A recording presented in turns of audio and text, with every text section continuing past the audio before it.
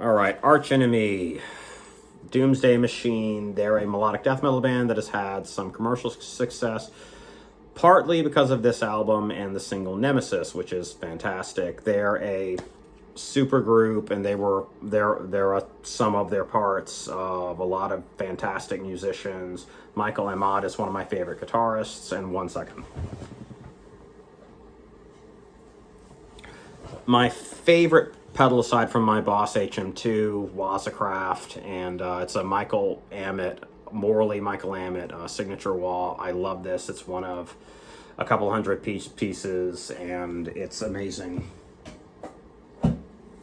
And so now that we've done that, they're a fantastic Melodeath band. I feel like Arch Enemy is a Melodeath thrash band, but even that's not dynamic enough, because Melodeath is a very proggy genre to some extent. It fits melodic, it's dynamic much more than, I guess, a static genre. Like, you can think of it, insert genre that you would consider to be somewhat static here. And there's a lot of thrash, there's a little bit of black metal on here, there's some proggy touches that are really, really nice. My Apocalypse has some really cool, unique stuff on it.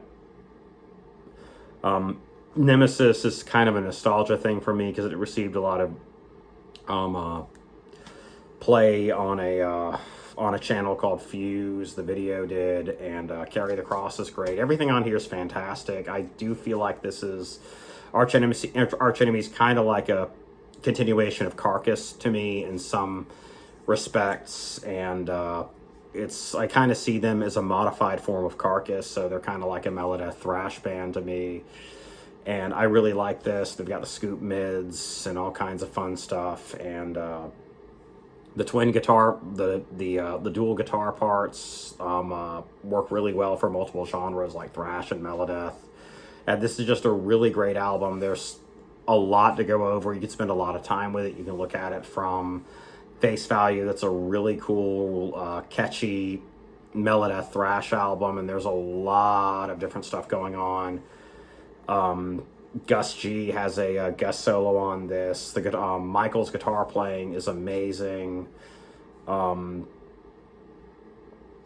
vocals are great. I see her kind of as an evolution of some Carcass vocals, and it's really interesting. And so I really like Arch Enemy, and I suggest you get this, spend a lot of time with it, or don't. It's up to you. Some things like Nemesis, it's catchy, it's got some awesome solos, some awesome guitar development, but you can just kind of, to an extent, some of these things, you can just put it on and forget about it. That's one of the beautiful things about Melodeath, is it works on multiple levels, and this is a fantastic album, and I hope that you pick up a copy. Thank you.